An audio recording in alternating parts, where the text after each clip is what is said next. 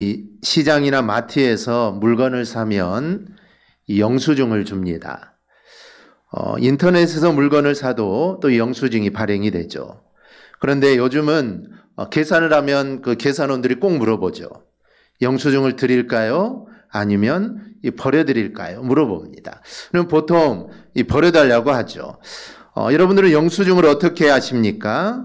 여러분들은 보관을 하십니까? 근데 우리가 물건을 사고 혹시 그 물건을 교환하거나 또 반품할 때는 반드시 영수증이 있어야 합니다. 영수증이 없으면 물건을 교환할 때 애를 많이 먹게 되죠. 교환을 할 수 있겠지만 애를 많이 먹습니다.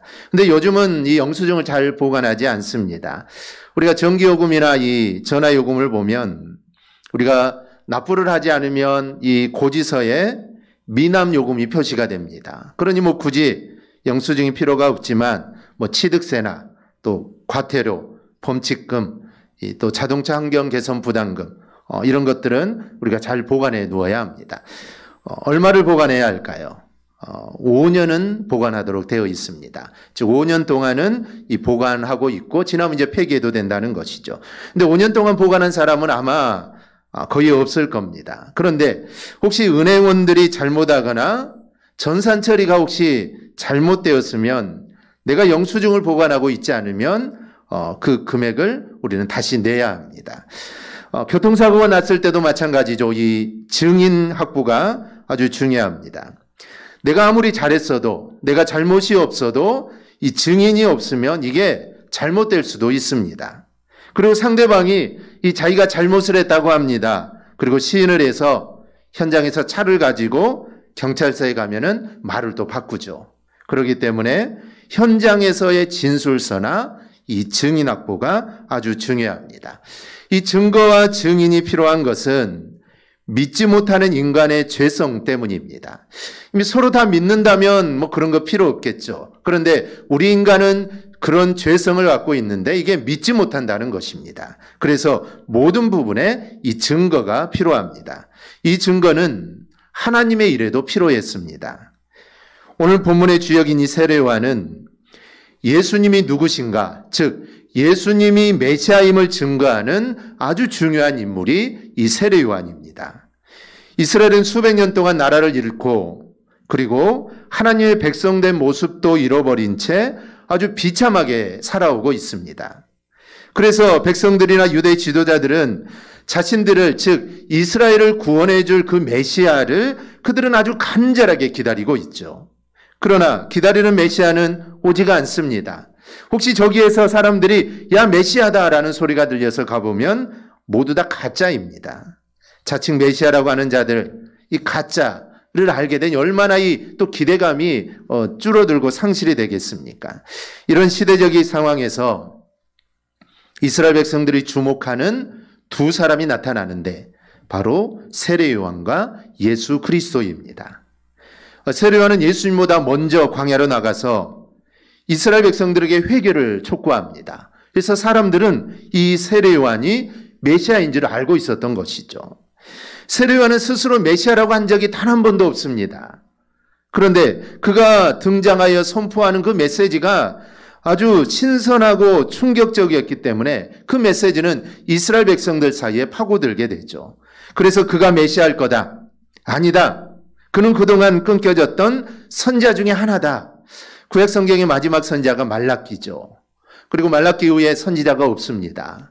약 그 기간이 400년이 지나는데 그리고 400년이 지난 후에 이제 세례요한이 나타나고 예수님이 나타나죠. 그래서 사람들은 이 세례요한은 혹시 메시아가 아니더라도 즉 끊겨졌던 400년 동안 나타나지 않았던 그 선지자가 분명하다라는 것입니다. 이 사람들의 의견이 이렇게 분분했지만 그가 하는 말이나 행동을 보면 메시아는 아닐지라도 하나님이 보내신 사람이면은 이게 틀림이 없었던 겁니다. 세례요한의 외침과 메시지는 그 이스라엘 백성들의 그 속을 다 들추어냈습니다.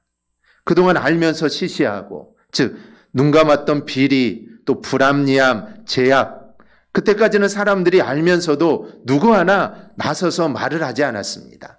제사장이 이야기를 했는데 제사장도 그런 말을 하지 않습니다. 그런데 세례요한은 그 모든 것들을 다 들추어내기 시작하죠.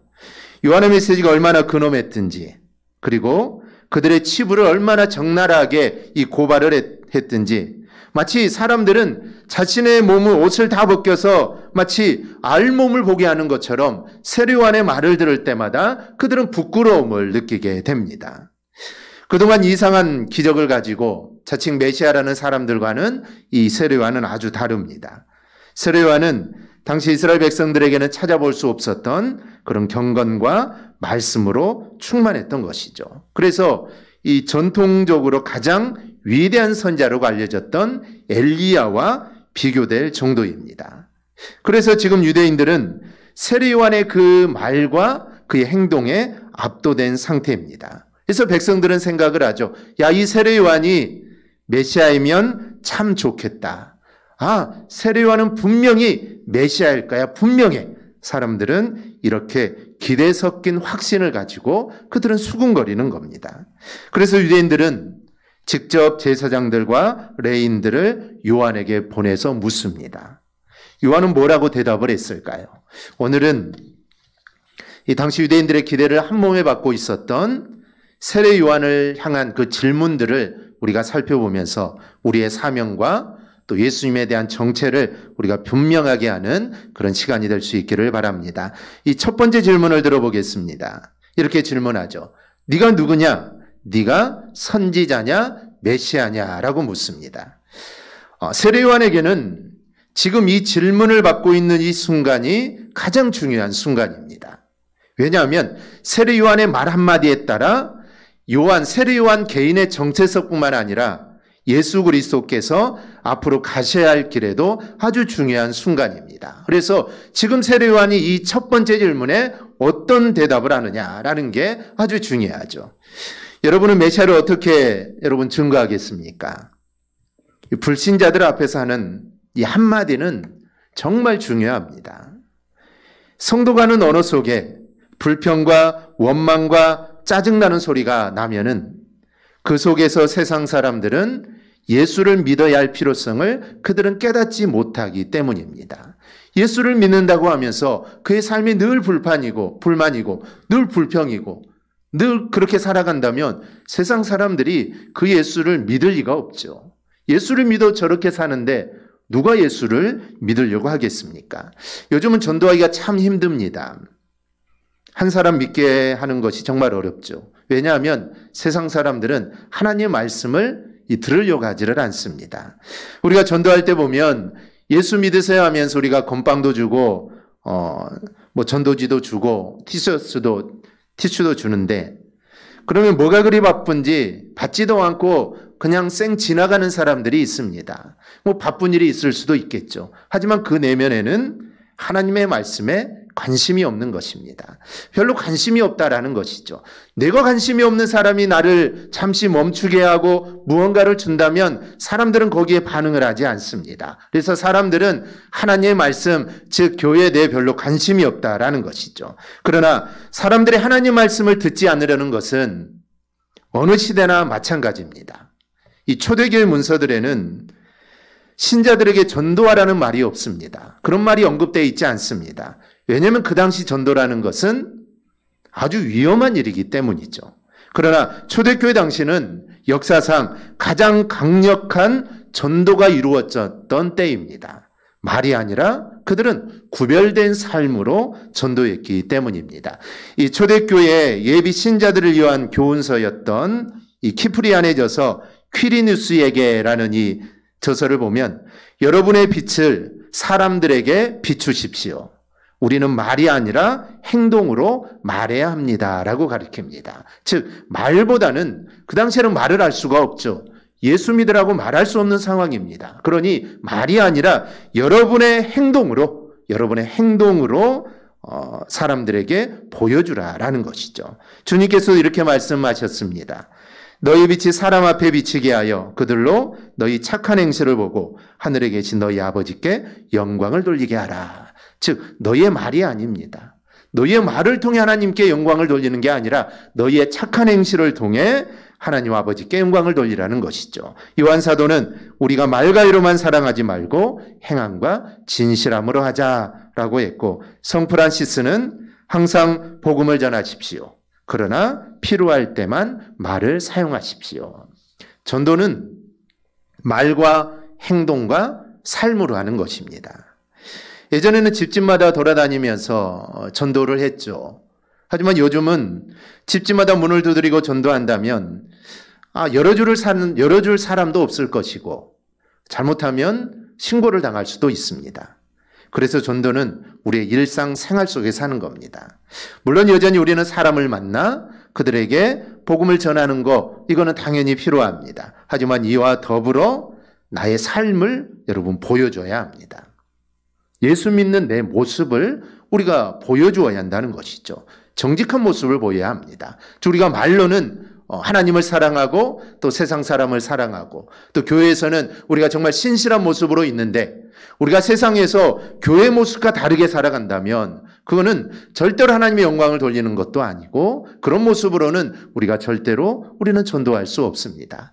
세상 사람들은 내가 목사고 장로고 권사고 집사고 성도라는 것을 다 압니다. 그런데 우리의 모습이 거기에 걸맞는 모습이 돼 있지 않는다면 우리의 전도는 효과를 절대로 거둘 수 없습니다. 그러면 우리가 정말 정직한 모습으로 우리의 삶을 통해 나타낸다면 우리가 굳이 예수 믿으세요라고 말하지 않아도 우리는 지금 전도를 하고 있는 것입니다. 즉 우리의 삶의 모습으로 전도를 하고 있는 것이죠. 우리가 이삭의 삶을 보면 이삭이 우물을 팔 때마다 사람들이 와서 뺏어갑니다. 그런데 이삭은 다투지 않죠. 뺏어가려고 하면 그걸 넘겨줍니다. 그리고 다른 데에 가서 또 우물을 파죠. 그러면 또 와서 우물을 뺏어가면 그러면 또 넘겨주고 또 다른 곳으로 가서 우물을 팝니다. 우물이라는 게 파면 나오고 우리나라는 그럴 수 있죠. 우리나라는 파면 나올 수 있습니다. 하지만 이곳은 광야입니다. 우물을 판다고 우물이 나오는 게 아닙니다. 이 우물 하나는 정말 생명과 같은 것이죠. 그런데 이삭은 가는 곳마다 우물을 파면 우물이 나오죠. 뺏어가면 놔두고 또 다른 곳에 가서 또 우물을 팝니다. 여러분 결국에는 어떻게 되었을까요? 창세기 26장을 보면 그들이 이르되 여호와께서 너와 함께 계심을 우리가 분명히 보았으므로 결국 믿지 않는 사람들에게 인정을 받게 됩니다. 이삭이 우물을 뺏기면서 예수 믿으세요. 하나님이 함께 하신다. 그런 말 한 적이 없습니다. 그냥 뺏어가면 그냥 놔뒀다는 것이죠. 그런데 결국에는 믿지 않는 사람들에게 인정을 받게 됩니다. 그리고 그들이 이삭과 함께 하신 하나님을 그들이 보게 되었다라는 것이죠. 만약 이삭이 우물을 뺏어갈 때 화를 내고 서로 다투었다면 아마 이런 말은 듣지 못했을 겁니다. 그리고 하나님의 영광도 드러내지 못했겠죠. 그런데 이렇게 살기가 여러분 쉽지 않습니다. 그래서 전도는 쉽지 않다라는 것이죠. 하지만 우리는 정말 믿는 자답게 살아야 합니다. 우리가 그렇게 살려고 노력할 때 나도 모르게 내 삶을 통해 우리가 이 전도하며 우리가 살아가는 겁니다. 그렇다면 네가 그리스도냐 메시아냐? 이들의 질문 앞에 요한은 어떻게 대답을 했을까요? 요한은 나는 그리스도가 아니다라고 말을 합니다. 20절입니다. 요한이 드러내어 말하고 숨기지 아니하니 드러내야 하는 말이 나는 그리스도가 아니라 한데. 여러분 얼마나 실망스러운 대답입니까? 사람들이 요한에게 가서 물은 이유는 요한이 그래 내가 메시아다라고 말해주기를 기대하고 갔는데 자신은 메시아가 아니라는 것이죠. 즉 한 칼에 다 끊어버리는 것입니다. 그러니 얼마나 이들이 실망스럽고 얼마나 이게 충격적이겠습니까? 지금까지 왔었던 가짜 메시아들은 다른 사람이 아니라고 해도 자기가 메시아라고 합니다. 그런데 지금 요한은 당신이 메시아입니다라는 말을 듣기를 원했는데 그리고 메시아가 아닙니까? 메시아가 맞으시지요? 라고 물었는데 그는 아니라고 합니다. 요한이 메시아가 아니라면 지금까지 당신이 보여준 그런 메시지의 내용은 무엇이냐는 겁니다. 무엇 때문에 어떤 근거로 그리고 누구의 권세로 그렇게 힘있고 권세 있게 외쳤냐라는 것이죠. 그렇게 외치는 자는 메시아밖에 없는데 그렇다고 왜 그렇게 외쳤냐라는 것이죠. 그래서 또 묻습니다. 그러면 누구냐? 네가 엘리야냐? 메시아가 아니라면 그러면 엘리야냐라는 질문에도 역시 아니라고 합니다. 그래 또 묻죠. 그러면 선지자냐? 또 아니라고 합니다. 세례요한의 대답을 들은 이 사람들은 요한의 정체가 아리송할 수밖에 없습니다. 메시아도 아니라고, 엘리야도 아니라고, 선지자도 아니라고 합니다. 근데 사람들은 이쯤 되면 어떻게 할까요? 자기가 아닌데도 사람들은 보통 묵인합니다. 부정하지 않고 어떻게 되나 한번 지켜보죠. 이단과 교주가 그렇게 해서 생겨나는 겁니다. 자기는 하기 싫은데 사람들이 지켜 세워줍니다. 그래서 자신이 진짜 그런 사람인 양 생각되는 것이고, 그래서 그 자리에 오르는 것이죠. 세례요한도 충분히 그럴 수 있습니다. 사람들이 물을 때 메시아냐? 아니다. 그러면 엘리야냐? 침묵할 수 있죠. 선지자냐? 침묵할 수 있습니다. 그러면 사람들은 야, 이 사람은 대단한 사람이다. 세례요한을 추켜 세우겠죠. 그래서 그를 높은 자리에 올릴 수도 있습니다. 그런데 세례요한은 무조건 아니라는 것이죠. 자기는 다 아니라는 것입니다. 때로는 나를 높이 세우는 사람들에게 나를 겸손히 내려놓는 이 부정이 우리에게는 필요합니다. 그래야 때가 되면 인정받고 우리가 쓰임을 받게 되죠. 당시 이들의 관심은 요한에게 있었습니다. 그래서 기대를 갖고 요한에게 희망적인 대답을 기대하고 있었는데, 요한은 전혀 그들의 희망에 맞는 대답을 하지 않습니다. 그래서 결정적으로, 아니 마지막으로, 혹시 선지자가 아니라는 질문입니다. 여기서 선지자는 모세를 뜻하죠. 그 모세 같은 선지자가 아니냐, 즉 메시아가 아니냐라는 말입니다.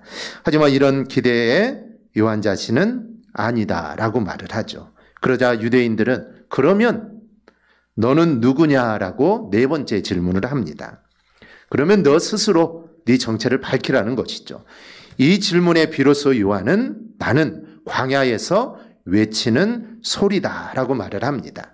외치는 자의 소리라는 것은 대변자라는 의미입니다.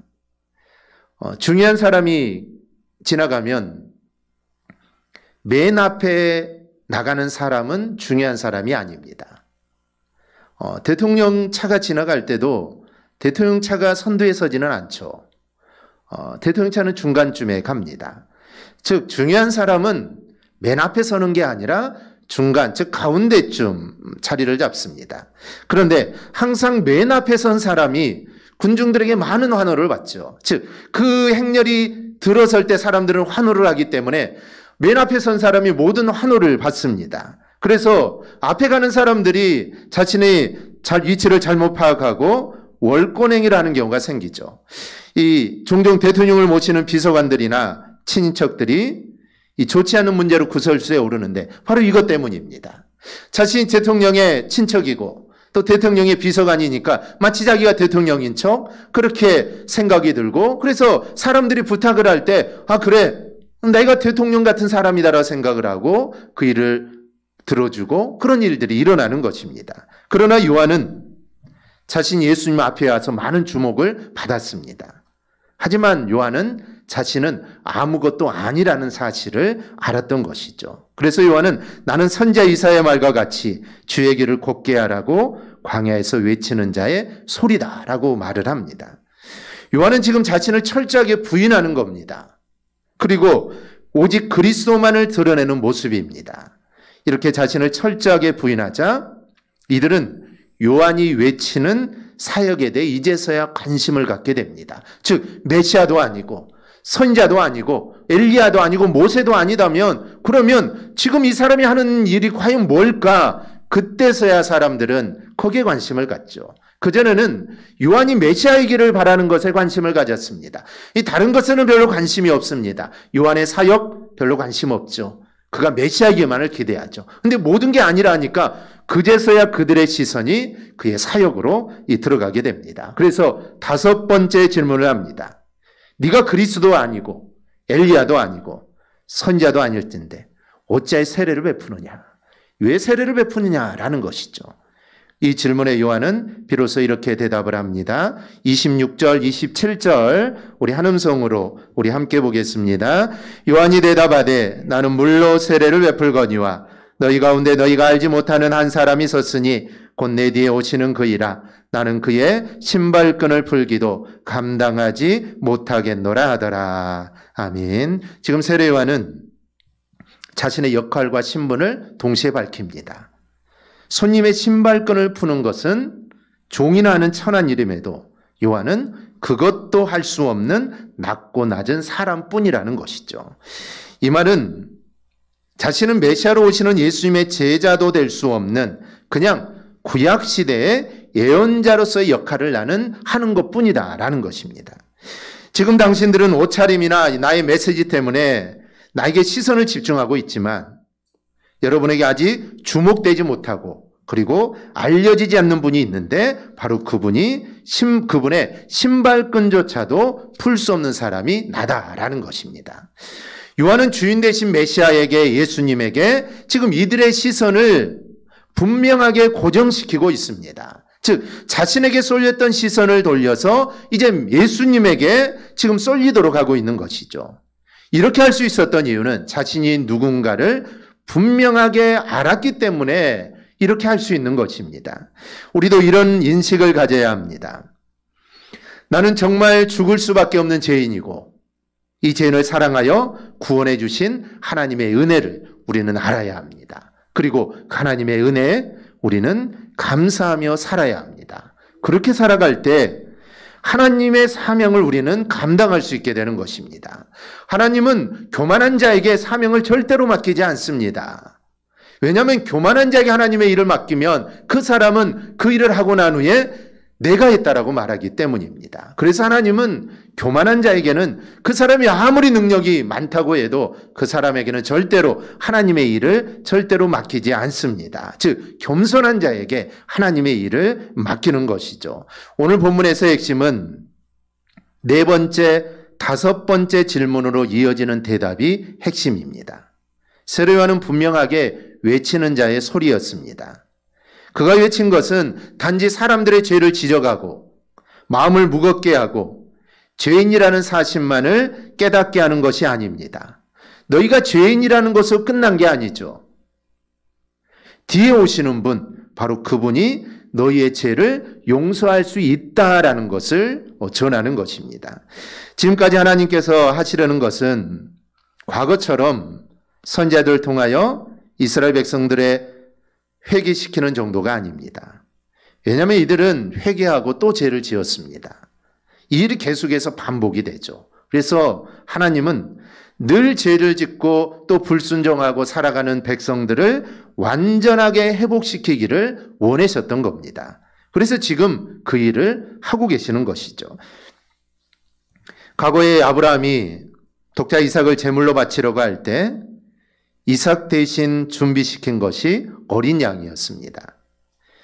애굽에 있는 모든 장자들이 죽임을 당할 때 장자의 죽음 대신에 대속물로 예비하신 것이 또 어린 양이었습니다. 이스라엘은 죄를 용서받기 위해서 자신의 죄를 시인하고 그리고 어린 양을 바칠 때 그 죄를 용서를 받게 되는데 그것처럼 하나님은 백성들이 지은 모든 죄를 정말 완전하게 완벽하게 용서하기 위해서 한 사람 예수 그리스도를 어린 양으로 이 땅에 보내신 겁니다. 요한은 그 어린 양이 바로 내 뒤에 오시는 예수님이라는 것을 지금 가리키는 겁니다. 그렇다면 왜 세례 요한은 메시아를 소개할 때 세상 죄를 지고 가는 하나님의 어린 양이라고 소개를 할까요? 유대인들의 바람은 즉 유대인들이 바라는 메시아는 유대인들의 바람은 정치적인 독립과 세상 나라에 대한 심판입니다. 그래서 이들은 힘과 권세를 가졌던 사사 같은 사람이나 아니면 다윗과 같은 힘과 능력을 가진 메시아를 기다리고 있습니다. 그래서 그 메시아가 오셔서 로마를 무찌르고 자신들을 해방시켜 주시기를 그들은 고대하고 있는 것이죠. 그러나 하나님은 아니었습니다. 즉 유대인의 생각과 하나님의 생각은 달랐던 것이죠. 하나님은 과거의 똑같은 반복적인 회개와 용서가 아니라 이제는 사단의 권세를 이기고 하나님의 나라를 세우기 위해 독생자 예수 그리스도를 이 땅에 보내신 겁니다. 요한은 하나님께 자신을 예수님보다 앞서 보낸 그 사역을 아주 잘 감당했던 것이죠. 특히 31절하고 33절을 보면 나도 그를 모른다라는 말을 합니다. 그러나 그는 예수님의 사역에 대해 너무나도 분명하게 말을 합니다. 29절을 보면 이튿날 요한이 예수께서 자기에게 나오심을 보고 이르되 보라 세상 죄를 지고 가는 하나님의 어린 양이로다. 요한은 예수님에 대해 분명하게 알고 있습니다. 그런데 나도 그를 모른다라고 이야기를 하죠. 그러면 요한이 예수님에 대해 모른다는 말은 무슨 의미일까요? 예수님의 어머니와 요한의 어머니는 친척입니다. 그러니 요한이 예수님을 모를 리가 없죠. 알고 있을 겁니다. 분명히 알고 있죠. 물론 어렸을 때 광야로 보내졌기 때문에 모를 수도 있지만 예수님에 대해 모른다는 말은 인간 예수를 모른다는 말이 아니라 그분이 하나님의 아들이라는 사실에 대해서 나는 몰랐다라는 것입니다. 즉 예수님의 하나님의 아들이라는 것을 자기는 이전에는 몰랐다라는 것이죠. 그런데 예수님께서 세상 죄를 지고 가는 하나님의 어린 양이라는 사실을 요한은 어떻게 알았을까요? 그는 바로 세례를 받는 과정을 통해 그는 알게 됩니다. 이 사실을 33절에서 말씀합니다. 나도 그를 알지 못하였으나 나를 보내어 물로 세례를 베풀라 하신 그이가 나에게 말씀하시되 성령이 내려서 누구에게든지 머무는 것을 보거든 그가 곧 성령으로 세례를 베푸는 이인 줄 알라 하셨기에. 즉 하나님의 말씀을 통해 즉 예수님께서 세례를 받는 그 모습을 통해 그제서야 세례 요한은 이 예수님이 메시아이시고 하나님이라는 사실을 그제서야 알게 됩니다. 우리는 하나님을 다 알고 있습니다. 그러나 진정한 의미에서 하나님을 안다는 것은 경험한 사람만 안다고 말할 수 있습니다. 즉 듣는 것으로 하나님을 안다라고 말할 수는 없습니다. 우리의 경험을 통해 우리는 하나님을 안다라고 할 수 있는 것이죠. 이제까지 요한은 인간 예수에 대해서만 알았지 자신의 친척 예수로만 알았지 하나님의 어린 양임을 그는 몰랐습니다. 그러나 세례를 주면서 하나님을 경험하면서 그제서야 알게 된 것이죠. 여러분도 하나님을 경험하기를 바랍니다. 우리의 귀로 듣는 하나님이 아니라 정말 실제 우리의 삶을 통해 우리가 경험하는 그 하나님을 우리는 알아야 합니다. 우리가 말씀을 볼 때 하나님을 경험하게 되고 기도하고 찬양하고 전도할 때 우리는 하나님을 경험하게 됩니다. 요한이 이렇게 확신 있게 증거할 수 있었던 것은 성령이 비둘기같이 예수님에게 임하는 것을 요한이 보았기 때문입니다. 그리고 성령으로부터 이는 내 사랑하는 아들이요 내 기뻐하는 자라는 하나님의 음성을 들었기 때문입니다. 요한은 이렇게 말합니다. 내가 보고 그가 하나님의 아들이심을 증거하였노라. 이 보았다는 것이죠. 예수님이 메시아이고 하나님이심을 요한은 본 것입니다. 그리고 그가 본 것을 요한은 증거하는 것입니다. 여러분도 세례 요한처럼 예수님의 증인이 되기를 바랍니다. 요한의 증거는 한 번으로 끝나지 않았습니다. 요한은 그 다음 날도 예수님을 보자 사람들에게 보라 하나님의 어린 양이다라고 증거를 합니다. 여러분 전도는 한 번으로 끝나지 않습니다. 내가 어떤 사람을 전도할 때 한 번 예수 믿으세요라고 해서 그 전도가 끝나는 게 아니죠. 한 번 말해서 예수 믿는다면 전도가 얼마나 쉽습니까? 그런데 정말 내가 이 사람을 전도해야겠다, 이 사람을 내가 구원해야겠다라고 생각한다면 한 번으로 되지 않습니다. 두 번으로도 되지 않습니다. 아니 100번, 1000번으로 되지 않을 수도 있습니다. 그래서 전도는 계속 되어져야 한다라는 것이죠. 한 번에서 결과가 없는 것이 아닙니다.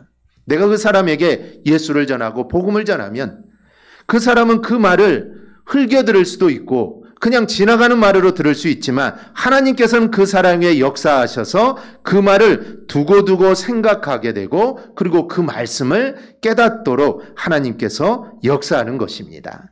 요한이 하나님의 어린 양 되심을 전하자 결과가 나타납니다. 그 말을 들었던 자가 예수님을 쫓게 되죠. 37절입니다. 두 제자가 그의 말을 듣고 예수를 쫓거늘. 두 제자가 요한의 말을 듣고 예수님의 제자가 되었다라는 것이죠. 이 두 사람 중에 한 사람이 바로 안드레입니다. 그리고 안드레 역시 자기 형 베드로에게 메시아를 만난 기쁨을 전하고 베드로 역시 예수님의 제자가 됩니다. 여러분 속에 있는 복음, 진리와 생명의 말씀을 우리는 밖으로 드러내는 그런 증인의 삶을 우리는 살아야 합니다. 세상 이야기나 남의 흉보는 일에 쓰임받는 혀가 아니라 사랑의 하나님, 또 은혜로운 예수 그리스도를 전하는 그런 입술이 우리는 되어야 합니다. 내 삶의 모습이 그렇게 되어야 한다라는 것이죠. 입술로는 사랑을 전하는데 내 삶의 모습이 그렇지 못한다면 어찌 보면 그거는 더 나쁜 것이 되는 것입니다. 그렇기 때문에 우리의 말, 또 우리의 삶의 모습으로 우리는 예수를 우리는 드러내야 합니다. 하나님에 대하여 또 그리스도에 대하여 내가 듣고 또 은혜 받은 대로 이야기하고 또 깨달은 대로 전달하는 우리 성도들이 될 수 있기를 바랍니다. 그래서 세례요한이 즉 세례요한을 통해 많은 사람이 예수께로 인도되었듯이 나의 증거로 또 나의 입술로 또 나의 삶의 모습으로 많은 사람을 예수께로 인도하는 우리 성도들이 되기를 주님의 이름으로 축원합니다. 아멘. 기도하겠습니다.